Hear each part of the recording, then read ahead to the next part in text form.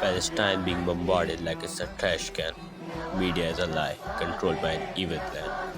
Nobody really helps Palestine. Are we really Muslims?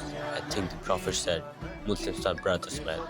Israel breaking human laws and not being a terrorist. Bombarding hospitals, killing innocents. Is this their true gist? They call protecting one whole family terrorism. This is a war between good and evil, a truly dark mist. Children have sorrow on their faces, their family being killed on what basis? Still Palestinians fighting, their hopes only races. Indeed, God is with those who are patient. It's a test for us who call ourselves Muslims. If this doesn't open your eyes, then what will?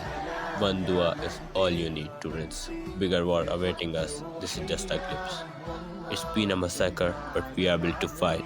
We got nothing to fear, because God is with the right.